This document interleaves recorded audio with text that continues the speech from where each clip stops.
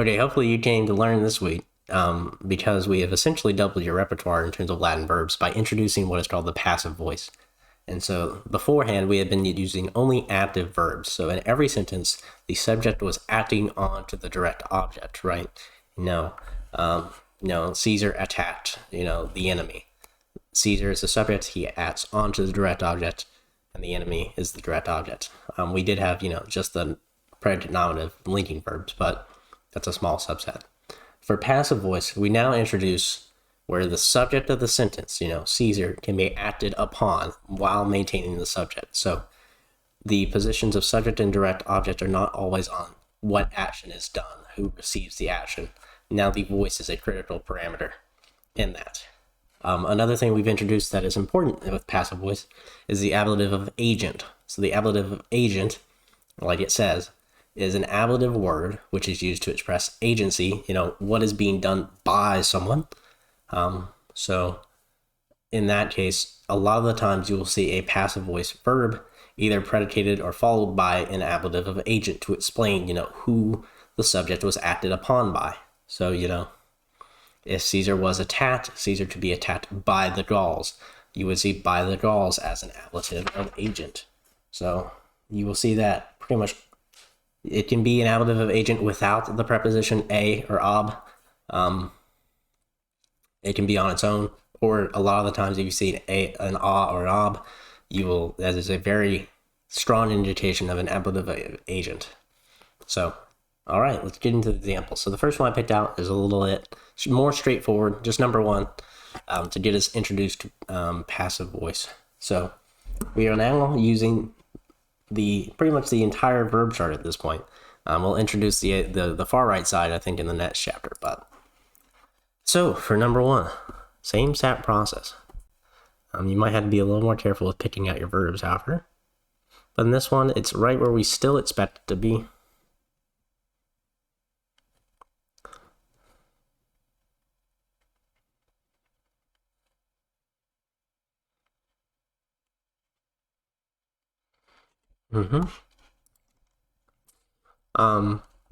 And this is an adjective here. Okay.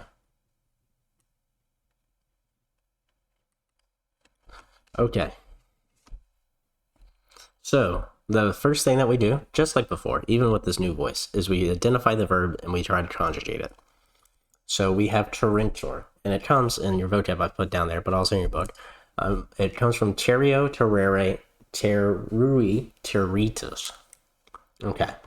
So from your verb chart, you can see on the left, for the passive voice, and I think that for this chapter, we're just talking about present passive voice and maybe imperfect. But we're talking about those on the left side. So for the passive voice, we're using that second bit column. And you can see that you take the second part, you drop RE just like before, and you add an ending. It's just different endings.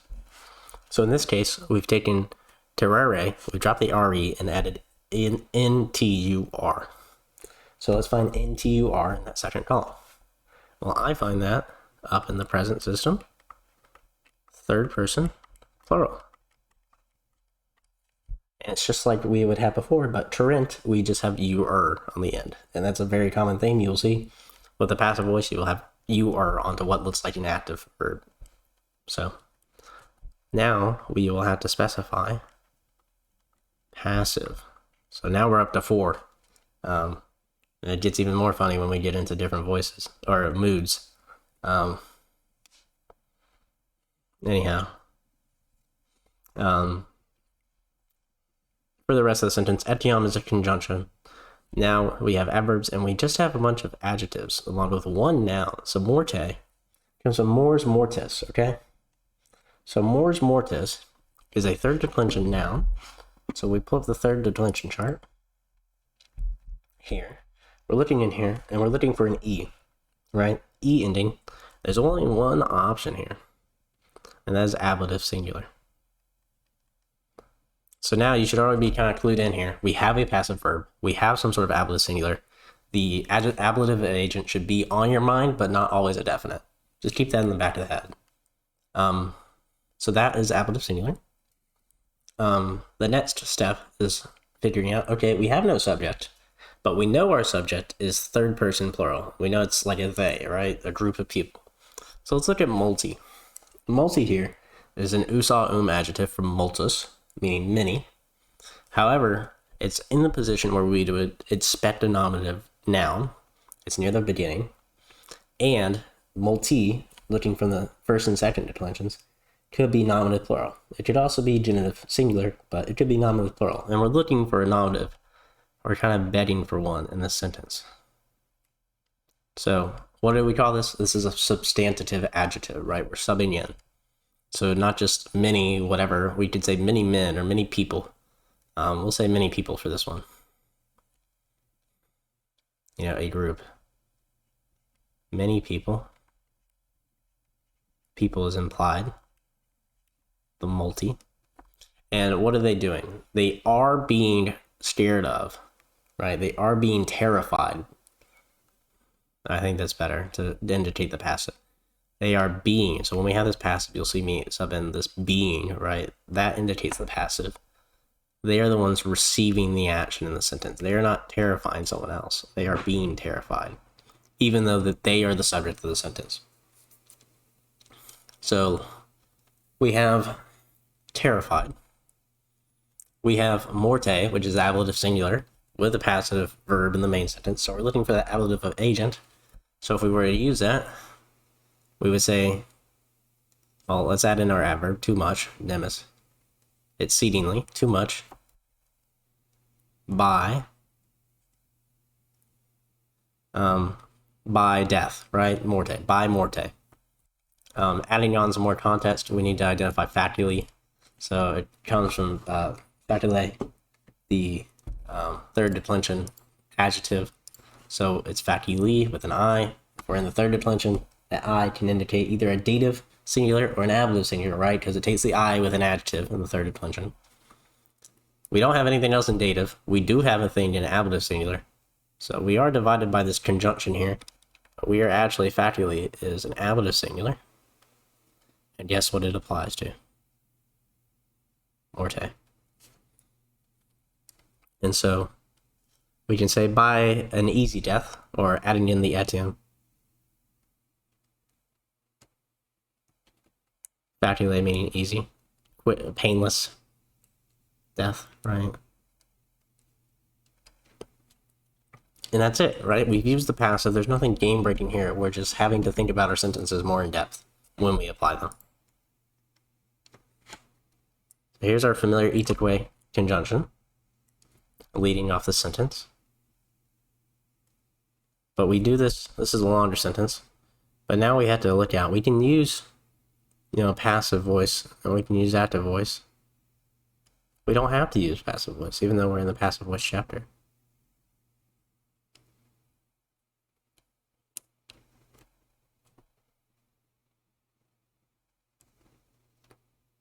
We have 3 verbs in this sentence.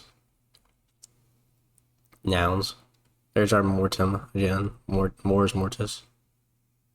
Noun. Relative clause. That's all of this, actually. At we know is a conjunction. This is a pronoun. Noun. Okay.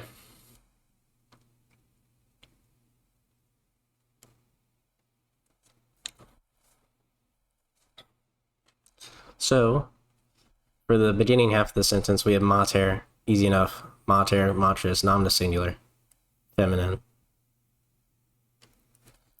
We have expectabat. This is familiar.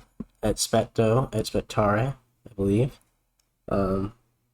Yeah, so just this is nothing new. This is an imperfect third person singular active verb, right? Just making that distinction now. So mater is going to be the one doing the action. Mortem, mors mortis third declension. Mortem gets you accusative singular. I believe it's feminine. Quarti is adjective meaning for. Filii that means son. So filii Let's say this. Fill ye is a second declension noun, right? The question here is quarti 4 or is quarti 4th? And the answer is 4th. It is an ordinal number and not a cardinal number. We are not talking about 4 sons. We are talking about the 4th son because it's a green like this. So fill ye could be nominative plural just by the ending. Could be nominative plural, but we know our subject is singular. It could be genitive singular, and those are the only options. Since we know our subject is singular, genitive singular, same for quarti, genitive singular, masculine. So translating the first half.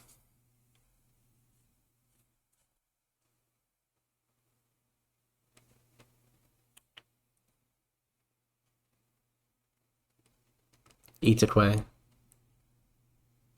matrum,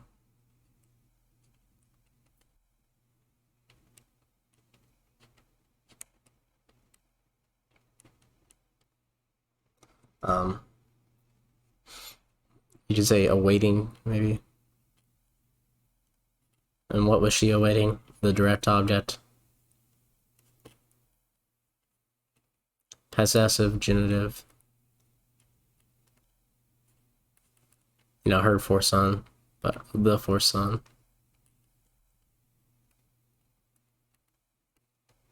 Qui. So now we're to the relative pronoun chart. Qui, from the qui quad quo chart, you know one option at least for qui is nominative singular masculine. Right? Are there any other options for qui? There's nominative plural masculine. So now we have to look from those two options, what is in the left side? What is prior to that for our antecedent? We have mater, mortem, and filii are options. Those are the nouns. So mater is feminine. Can't be that because we have a masculine relative pronoun. Mortem is feminine. Can't be that because we have masculine relative pronoun. So qui has to refer to the son. And the son is singular because he is the 4th, not 4 sons. So the qui is a nominative singular masculine qui. So the son has now taken up the system, the subject. The son who was not walebating. From before, you can see how this is imperfect. Active, 3rd person, singular. Who was not being well. That's like good health.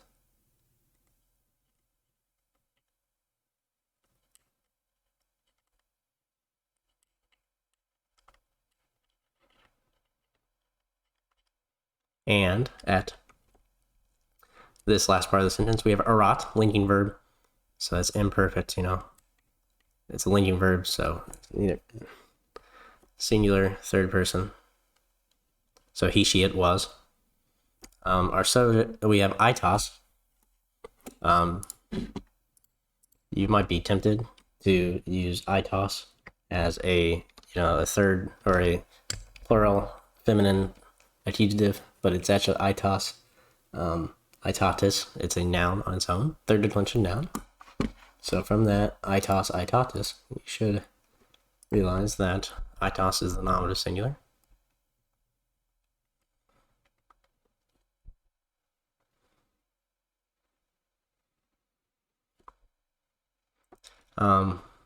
Huius is a relative pronoun. And maybe this would help if I broke these into 2. So there's one relative clause. And here's another relative clause. So cuius is our other relative pronoun. We know that from the chart is cuius, cuius, cuius, all genders. We already kind of know that we're referring to the son in this kind of offshoot here. So cuius does refer back to the son. It's genitive. So instead of whom or who, we would say whose. Whose what? Possessive. Whose itos, lifetime, time of life, was brevis.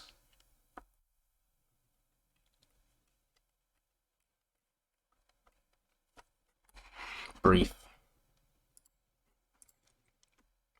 He's not down on left. Okay, so number 9. Identify a verb. couple prepositions here.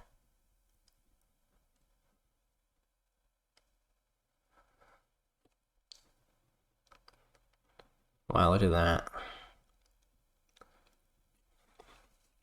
All prepositions here, pretty much. So let's start. We have te. So from the charts to be te te. So that could be accusative or ablative. We have for our verb trahint from trahere. Trahere meaning to drag or to haul, right? So we've dropped an re, added nt. We are just now, well, actually, see, it's traho trahere. I guess the question is what conjugation is traho? Traho is third conjugation, so we need to look out for that. So it would be trahit it in present, so it's trahint in future. We're actually all the way in the bottom left of this verb chart, and we are future. And actually, let me start with the voice first. We are active, future, third person, plural. Everything to that. So they are dragging. They will drag in future. So everything else is in a prepositional phrase. So we still need a direct object. So we're going to take te as our direct object for now. And just make this. So without the prepositions, we should still have a complete sentence. So they will drag you, right? You are the object, tomorrow.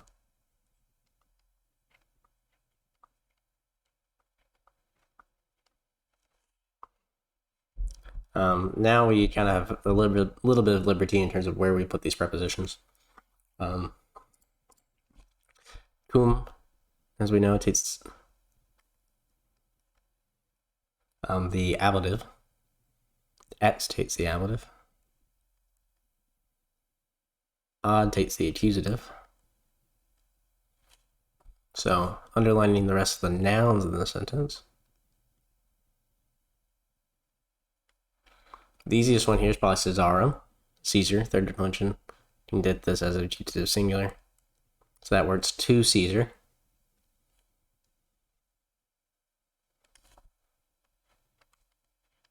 So I'll knock that one out. So that's who we're taking you to. Et's Ali's Miseries. It comes from, I'm not sure if I gave that one to you, but it's an adjective, actually. My bad. I don't know what I'm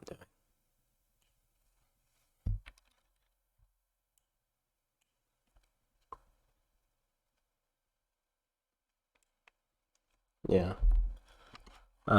We have a substantive adjective here. And Ali's and Miseries is agreeing with it. I don't know. Anyhow, Ali's comes from alius. Usa is dative or ablative plural. We're in an ablative phrase, so ablative plural. Miseries, same deal. So that's from the other miserable people. And lastly, we have cum novum. And novum doesn't look ablative, does it? Well, it's not. It is an undeclinable number here. 9. So it doesn't change. It's just 9. Cum novum. So the position does really matter with these numbers. So it's undeclined, so we just say with 9.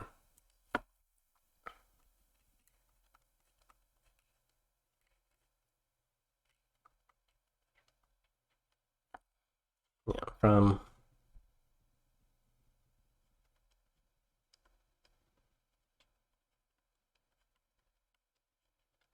the wretched miseries others. So like alongside with 9, all 10 of you are going though. Okay, last one, number 11. Longer one here. Okay, so verb.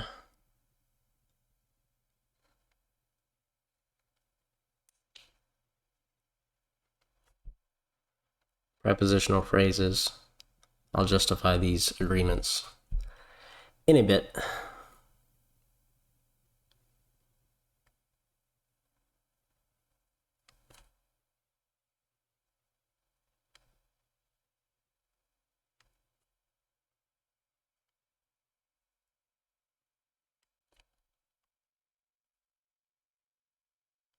And we'll leave the second part off for now.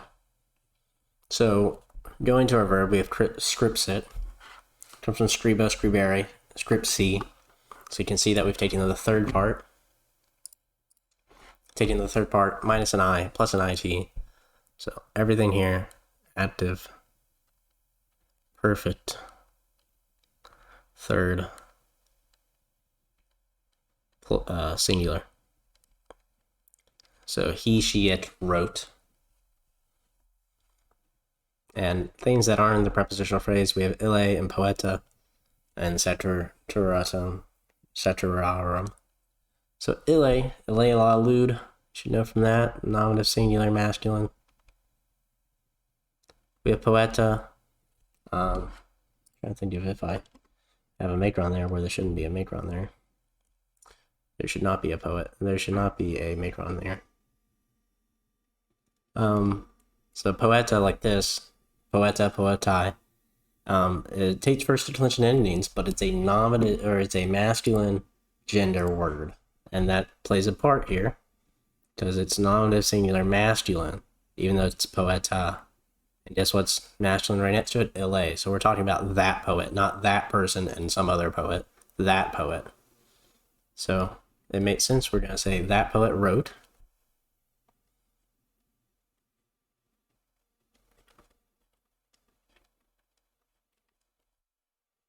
He scripts it. Perfect. He wrote.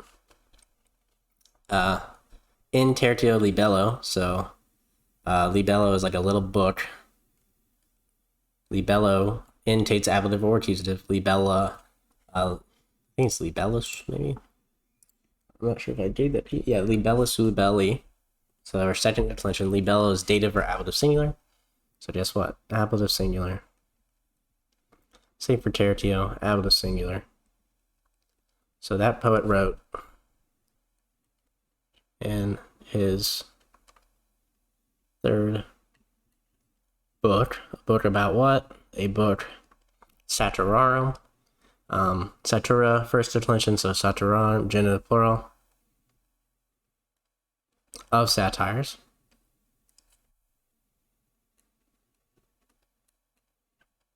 And what did he write about? He wrote about day. Hominibus avaris. So that comes from hominis, third declension noun, meaning a human, a man.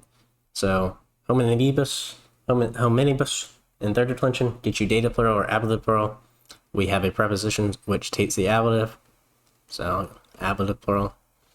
Avaris, avarus, first, second adjective. Avaris, dative plural, ablative plural, masculine. So that works out here. It's ablative plural as well.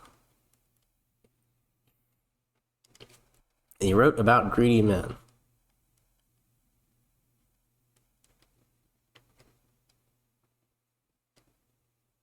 Throw in the comma here to separate. So the second bit half here, we have, looking here, we have an infinitive here. We have a verb here, and it's actually kind of two parts here. We have this relative clause that ends here, and this relative clause that starts here. So let's do the left half.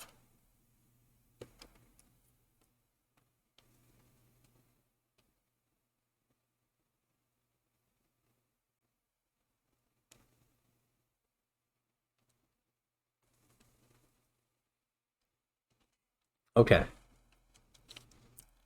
So cupiant. So cupiant comes from cupio, to desire, or to want something, like Cupid, to desire. Cupio comes from cupere, so we've dropped ere. it's actually kind of irregular in that croupiant, the IUNT is the present form.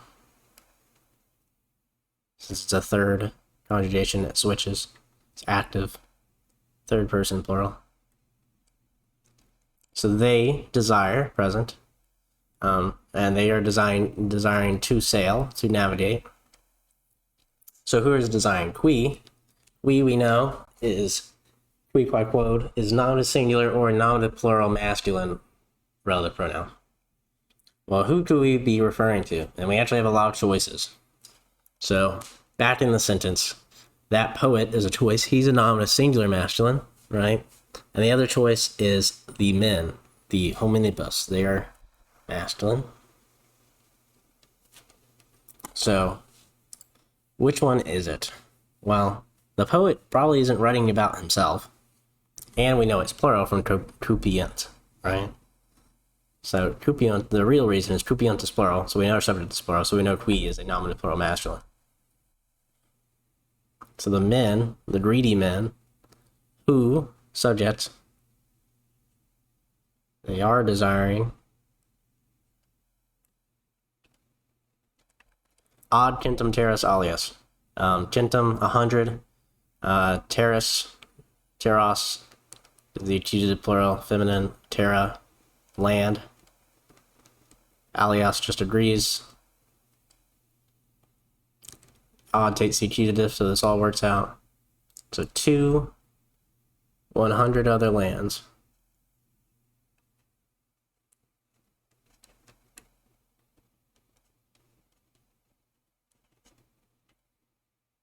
Okay. So quod here is a relative pronoun, but there is the conjunction quod, which is distinct in that quod to mean because. So we're not referring to something that's neuter, like qui qua quod. We're saying because, on this reason, they were desideranting.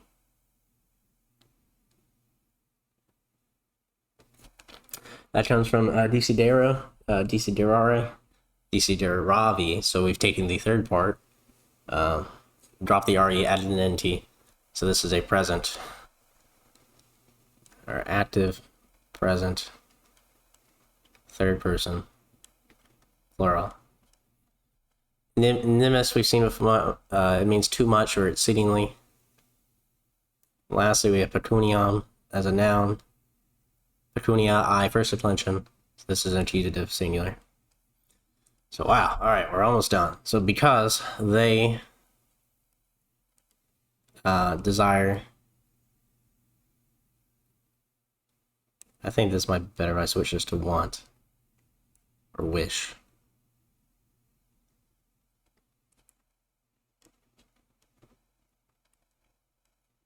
Too much, or not too much money, but they desire money too much, right? It's an adverb, not an adjective onto money.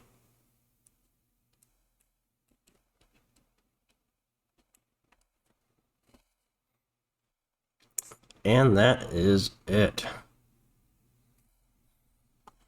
Big one there. And that is it also for chapter 18.